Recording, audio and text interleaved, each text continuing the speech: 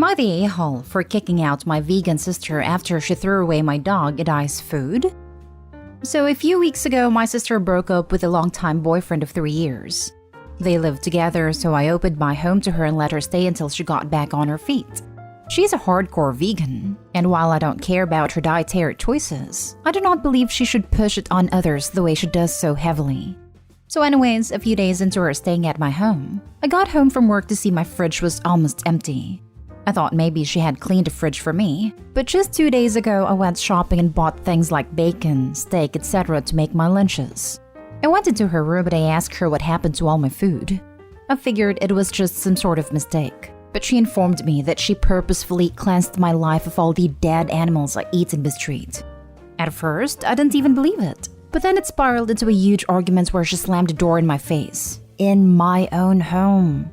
I called my mother to let her know what was going on and to get her opinion, where I ended up getting a scolding for how I treated my sister, and how I should know she is going through a lot. At that point, I just hung up because obviously I'm not going to be happy when $50 worth of food is just thrown out for no good reason.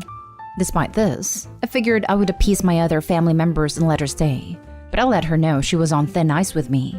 The following day I fed my dog and went to work.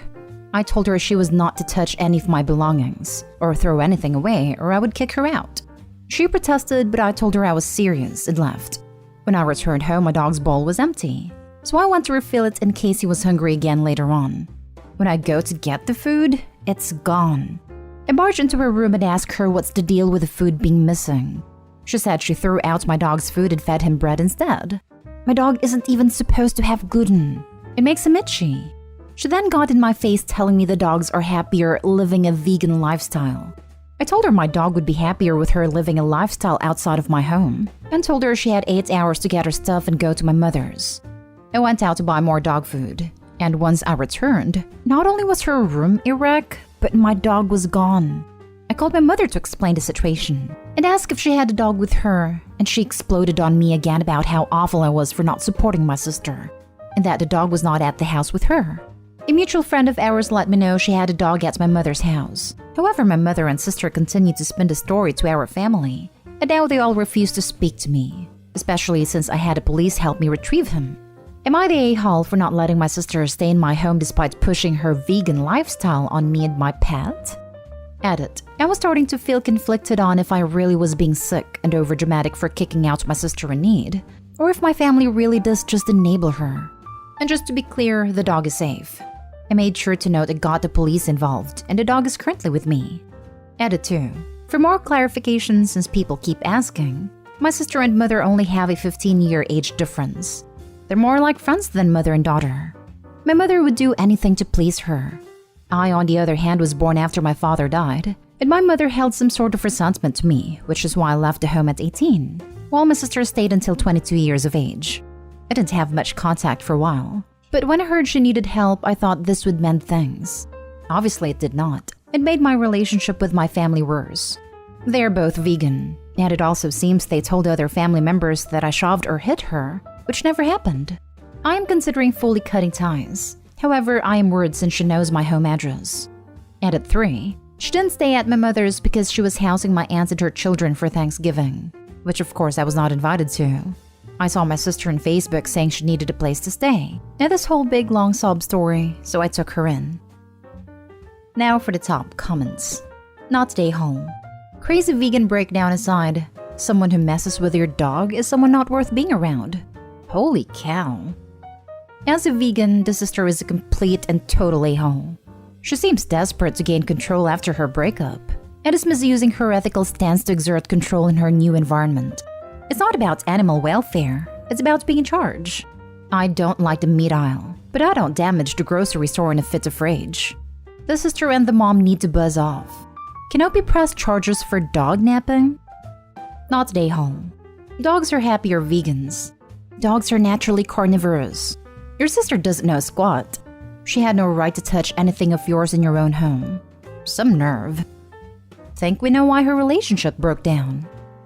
There's a huge case of entitlement and narcissism here. She believes her beliefs and circumstances allow her complete control of her environment when she's a guest, and in complete contradiction of being a good guest. She dog-napped an innocent doggo. It's obvious where she was enabled, the people who are defending her. Next story. Am I the a-hole for calling my wife selfish and ungrateful when she suggested we cut back on saving for our son's college, rather than spending for her entertainment? I, male 29, work full-time to support my son, 15 months old, and wife, 28. She's unemployed but is a stay-at-home mom and we're both happy with that, usually. Recently, money's been tight as I haven't been bringing as much home. I work in sales on commission, so I've been trying to figure out how to make ends meet while looking for a better job. We spend about $60 a month on a 4 to 5 streaming services, HBO/Netflix, etc. And my wife spends about $50 a month in mobile games, and over $100 in ordering lunch through Uber Eats. I wouldn't mind if we could afford it, but right now we can't. When I brought up cutting back, she said streaming services and mobile games were the only breaks she had from working at keeping up the house and caring for our son, and ordering out made lunchtime a break instead of more work for her. I asked her to please stop ordering out and to get rid of some of the streaming services or the mobile games. She said that's silly, and it was the hair dye and teeth whitening I pay for that was why we're short each month, and I shouldn't be so vain and to give this up for the family. I spend about $150 for them every few months, and if it was just me that'd be one thing, but I get both done for work. Believe me, I wish it wasn't the case, but people are just more open and friendly with me when I'm not a ginger dude with brown teeth. I don't want to have to do it, but I feel I have to, so I'm on a level playing field. I said she had plenty of time to relax when I got home, since I always cook and clean up after dinner and take care of our son until bedtime. She told me that doesn't mean anything when she can't do the things she enjoys, as if she didn't enjoy spending time with me, and that we would have plenty of money if I didn't put $200 a month away for our son's college fund. I reminded her we agreed to this before our son was born, and that if we didn't keep at it, we weren't going to have enough when he turns 18. She said we didn't even know if he wanted to go to college yet, and that I had no idea how hard it was raising a child. I have plenty experience feeding and changing diapers, and that our work at home is just as stressful as my job, if not more. I might be the a-hole already, but this is the part that really stuck with me. I said she was ungrateful for the work I was doing, and selfish to think of her own entertainment over providing for our son. She snapped back at me that I was being abusive both emotionally and by trying to withhold money. And at that point, I was just floored and walked out. I'm hiding away in my home office now. She's never said anything like that to me before. And to be honest, I don't really know what she means as far as withholding money, since I've always given her what she asks for, as far as I can remember. Is it really abusive to cut back on spending? Did I go too far? Edit. I wasn't very clear on the Uber Eats thing. So for people asking questions, I don't know exactly how much it is, as I haven't ever added it all up, but it's 3 times a week, so between $100 and $400 a month. Also, I appreciate you all for taking time to share your thoughts. Not the a-hole. $50 on mobile games a month? The heck is that all about? There are games you can buy for $10 and play for hundreds of hours. Introduce her to Stardew Valley or Minecraft or something. Uber Eats is just a goddamn scam. Get rid of that BS immediately. Tell her to rotate streaming services. I doubt she's watching HBO, Disney+, Netflix, Amazon Prime, Apple TV, and Hulu, enough each month to make each of them worth it each month. I rotate them on a monthly basis. 1 month is HBO month, next is Hulu month, next is Disney month, etc. Don't sacrifice your kid's future for you or your wife's momentary pleasure. Not the a-hole. Get rid of Uber Eats. That one is fair. You bring a lunch to work and so does your wife. Uber Eats is such an expensive and so unnecessary. Deleting the app saved me money. No, you're not abusive and she should apologize for saying that. You're trying to keep the family financially afloat, not blocking her access to money. Tell her half the game's gotta go, but the streaming services are needed as a parent. How else do you drown out your children screaming and playing? There are games that don't cost money monthly. You cut back too. Also, if being a stay-at-home mom is too much for her, she can go to work 40 hours a week and cover daycare. I appreciate how hard staying home can be, but sometimes that extra $400 to $500 a month they can make above and beyond childcare costs can be a night and day difference to household finances. Plus, she gets time out of the house. Next story is titled, Am I the a-hole for confronting my friend and ruining our kids' friendship? Okay, I'll try to keep this short. So I have this BFF, 40s female, that is man-hungry. She picks these men who are all sorts of wrong, is a serial wife, and legit flip-flops from one ex back to the other, and plays them against each other. She constantly comes for advice, and I've gotten to the point of telling her that I think she's making a mistake, but I'll support her no matter what. I always felt she's a good person and means well, but kinda screwed up in a few things. No big deal. She has 2 kids my kid's age, and they were super close. We were like a little family. We were always together. She randomly last minute asked me over summer to watch one of her kids for a week due to some work conference. I was in the middle of a house renovation and sharing a room with my kid. I wanted to help, but it was impossible. I felt awful and I told her no. But then I tried to help by seeing if the conference she was going to had a Zoom option, which is when I found out there was no conference at all. She was very specific with immense detail that then proved easy to double-check. Her ex lived in a neighboring state. I never told her I knew, but then she kept giving me details of her trip that proved that she was in fact going to a state and not where she said. She texted at the airport, she texted me about events in real time, and none of it was true. I was super disappointed that she lied and tried to manipulate me with a working single mom angle instead of just being honest. But in the end, I decided to never let her know that I knew. She kept lying about the trip after the fact too, which pissed me off, but I tried to big picture it that our kids were besties. And she was probably embarrassed, so just let it go. Flash forward a few weeks to her wanting to get her kids some passes for something that we had passes for. But my passes were restricted, so I had one last day to upgrade them so we could go together.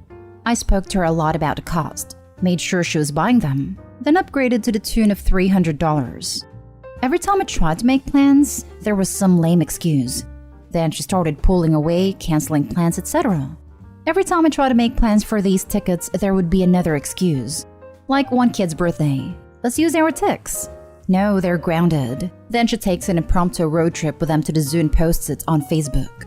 Gave me some lame excuse that it was last minute. Whatever. Final straw was she canceled for my kid's birthday party. She said her kids were sick. Then I see them on Facebook at the beach. So finally, I confronted her and told her I was upset she lied about a party. She then said, I'm not a liar. To which I then just snapped and unleashed a barrage of, like the passes you said you bought? Like the conference that you never went to, etc. We never spoke again, and now our kids don't either. I feel so badly that this mom drama ruined our kids' friendship. Am I the a-hole for confronting her? Edited to add. Time frame was we were friends for years, and the trip lie to my kid's birthday was roughly a month and a half. Not the a-hole. Your kids will make new friends, and so will you. I do feel sad that I was so wrong about her, and truly cared for her and was there for her in many different ways that were outside my comfort zone. But I have a full life, and cutting someone out when I'm done is pretty much my go-to. I have another friend who pretty much gets past everything with everyone, and they all find a way to heal and move on. I don't know how to do that, and sometimes I wonder if I should learn. But ultimately, I really don't want to. Wondering if it's healthier? I don't know. I'm probably overthinking it. Not the a-hole. She's a fake and a flake. You probably saved your kids heartache later on. You'll probably find out that they didn't like this woman or her kids all that much. Now for the last story. Am I the a-hole for telling my boss no to working weekends when my coworkers don't? I got hired for this salary job where they really hyped up the work-life balance and reasonable hours and job interview. Like the way that they never expect people to stay late or work on weekends or holidays. That turned out to be BS. My boss got my personal phone number off my resume from when I applied, and after not long, he was blowing up my phone on nights and weekends, asking me to come work. I'd always not answer. Then when he'd ask on Monday why I wasn't answering my phone, I'd pull out my work phone like, sorry, are you sure you had the right number? I'm not seeing any missed calls. I'd often say called my own cell, so I'd say that I don't really use it much. I leave it home a lot. And when I do check, I've usually got like 40 missed calls. And my voicemail is always full, so I probably miss stuff unless I'm expecting a call at a certain time. And that if he needs to reach me, he should try my work phone because I'm very careful to follow up on any call to that within one business day. He asked me how he could reach me outside of 9 to 5, because he sees I leave my work phone on my desk at night and over the weekend. I said that honestly, I'm not glued to any phone on the weekend, so if he needs me to take a call on the weekend, could he make it a meeting request and put it on my calendar, so I know to be available? Or if I know I won't be available to take a call, I can suggest an alternate time to call. He said that wasn't really gonna work for him. More often things come up last minute, and when he calls people on the weekend, it wasn't planned. And that is not calling for a teleconference meeting. He's calling asking people to come in. I said that on the weekends, I usually have commitments that were made 1 to 3 weeks out, and I'm not often able to cancel a previous commitment with under a day notice. So if he needs me in on a weekend, it'd be best if he could schedule that 3 weeks out, so that I know not to make conflicting plans. He said that wasn't possible, and I said okay. He could try and reach out and I'd answer the phone if I heard it ringing, but I wasn't always on the phone, so I might not catch it always. Anyway, I've gone back to ignoring his calls, and my coworkers have gotten kind of frustrated with me saying that coming in on weekends is part of the job, and that I wasn't pulling my weight.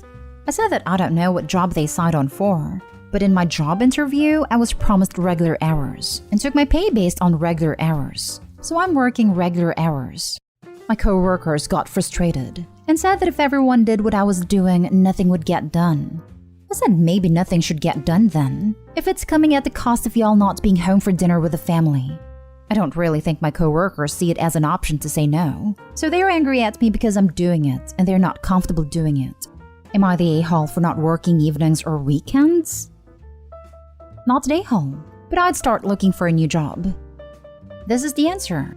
I oftentimes don't get why people come to the sub with the work stuff.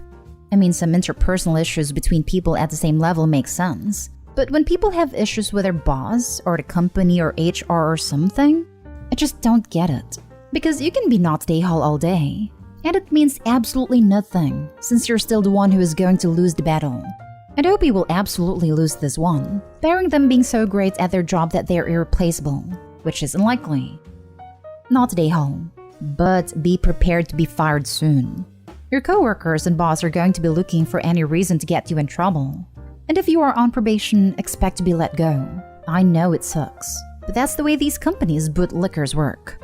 Good on you standing your ground, and shame on the company for lying to you about the job.